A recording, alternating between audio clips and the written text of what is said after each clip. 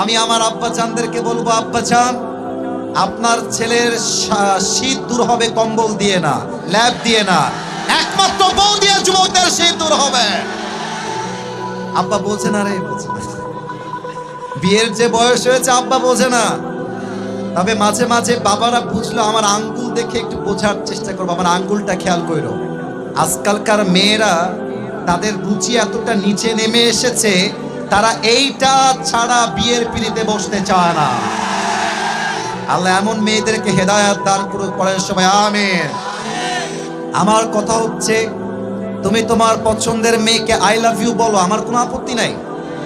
তুমি তোমার পছন্দের মেয়েকে ভালোবাসো, আমার কোনো আপত্তি নাই। তবে সমস্ত ভালোবাসা হবে বিয়ের আগে নয়, সব ভালোবাসা হবে বিয়ের পরে, ঠিক কিনা বলে? আর আমি আমার প্রত্যেকটা বোনদেরকে বলবো, বোনেরা আমার, জানি আমার কথায় আপনারা অনেক বেশি রাগ করবেন আজকে, তবে আমি বলতে বাধ্য হচ্ছি, বেশিরভাগ বেঈমানি কিন্তু মেয়েরাই করে যুবক ভাই।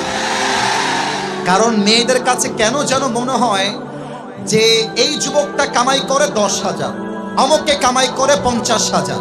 কিছু মেয়ে ভাবে টাকা যার বেশি তার কাছে সুখ মনে হয় বেশি। না না না না, টাকা দিয়ে সুখের মাপকাঠি হয় না, সুখের মাপকাঠি হয় চরিত্রের মাধ্যমে, বিশ্বাসের মাধ্যমে।